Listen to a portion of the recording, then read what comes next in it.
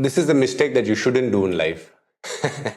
If you get caught sometimes unnecessarily where you tap on an ad or where you are bored, you have time to kill, but instead of reading a book or just going for a walk, you sit down on social media, sometimes you end up spending more than you want to. And this is that example.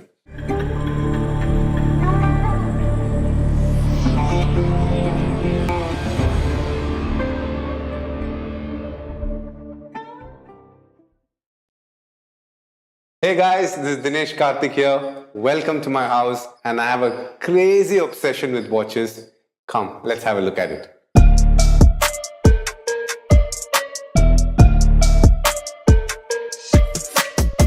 Coco. Hi. Hi. Hi. The first watch that I was actually exposed to was when my dad received a Rado watch. His office had a function and they felicitated him, and that's where I saw the first branded watch, Rado. That was my first entry into a fancy watch. And then I started playing cricket slightly when I was 8 years old, so 3 years after that. And I saw one day one cricketer who walked in and was practicing with a G-Shock watch. And I told my mom that I want to get a watch, and she took me to, we had a Parsons complex just around the corner from our house. So we went there. There were a few options in colors, not like today, but still there were a few options. It was a digital watch, and that was the first watch I bought. There are a few watches I've chosen. Let's start with this. This is a very interesting story. It is not a brand. It's by no means anything fancy. This one, I must say, I bought it because I liked the mechanics behind it. Just the way the numbers rotated. I just liked how it was, how they dealt with the watch. Very simple, very nice. Nice strap, just a plain basic brown, but I liked the mechanics behind it, and that's why I went for this watch.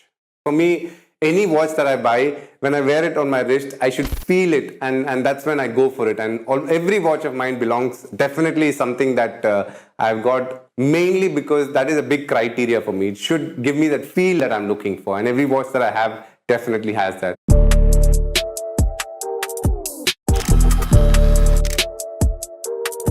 This is a very interesting watch. It's called Craig Shelley.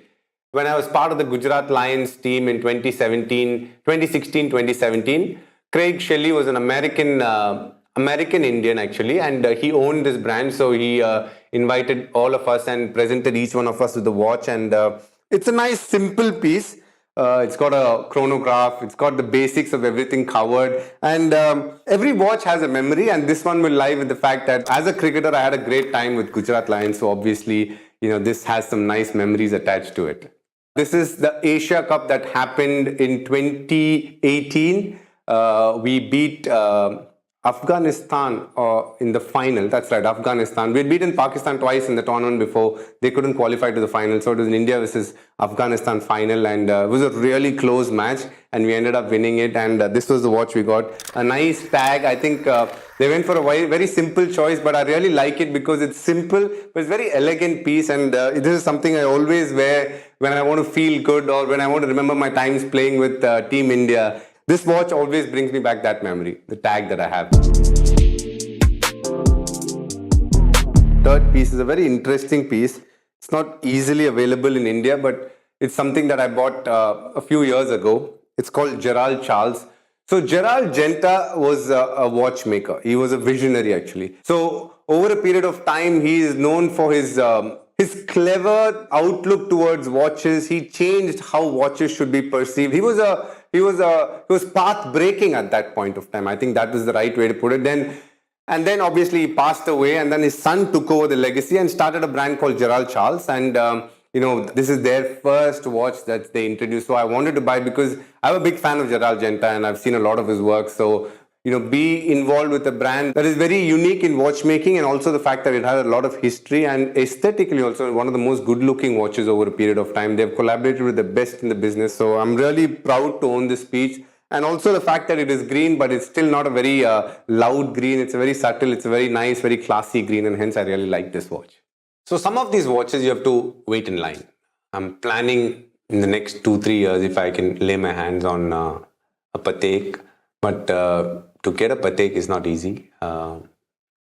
So you have to obviously be one of, part of the family, as they call it, the Patek family. So you have to register, you have to have bought a couple of watches before that and then slowly put your name in. And over a period of time, you have to wait. Sometimes it's 5 years, sometimes 7 years, if you want to get it at retail. You want to obviously pay a premium, which is a bomb, which is generally something that I refrain from doing. So if you have to wait the time, bide the time, and then your name will come at some point of time, and then you get lucky and you get a piece. I have bought a watch as an investment. And it obviously went up in price to a point, and then I felt it plateaued for a bit, so I gave that away and got another watch. So yeah, that is something that I have done once. It's a good experience actually doing it. It's a bit like anything else that you do in terms of investment. It grows over a period of time. To pick the right kind of watch to do that is very, very important, and I got lucky with that. And it shot up in price a little bit, and I gave it away and got the other watch that I wanted.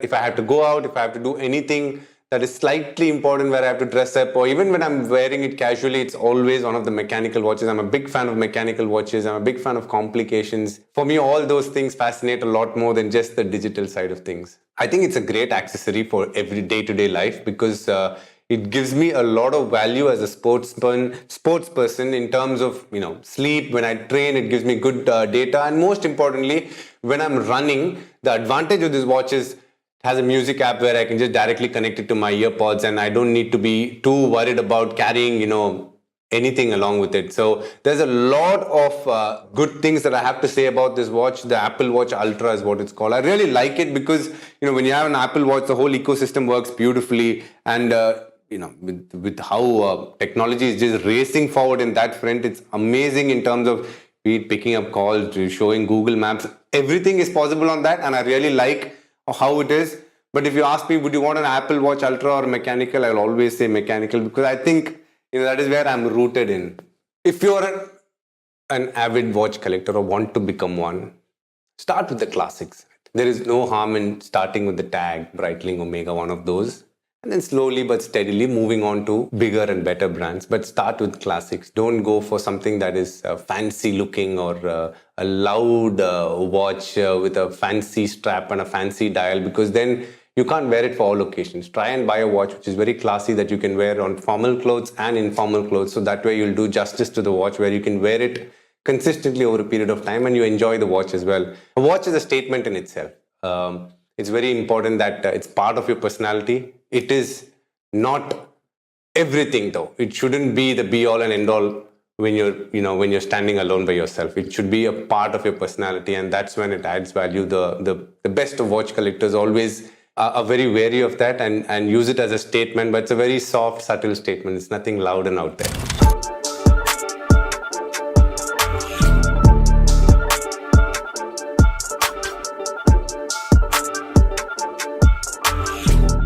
This is one of my latest acquisitions that I got. It's a Panerai radio mirror that I had got, and it's a nice one. Panerai is a new brand, just growing. It's something that I picked up a year ago, so it's a lovely watch. Again, one of those health tracker cum smartwatch. It's Garmin. I used it for a long time before I got the Apple Watch Ultra. It was very purposeful. It helped me a lot in training. They've got a terrific GPS in the watch, so it's a really nice watch. These are the ones that I have very hazy memories about. I guess I have a feeling that's an Omega that I had. I had it for some time. I had bought it in America when I had gone. It's a lovely watch. It's a nice brand, actually. I always liked the fact that George Clooney was a brand ambassador, and a very classy watch. And I had it for a long time, and I passed it on to my brother. Thank you so much, first of all, for inviting me to speak on an obsession that I have, which is watches, which is something that I've had for the last couple of decades now. The watches also tend to follow you, and it keeps growing in stature and keeps growing with its presence. And most importantly, it always has a memory for you.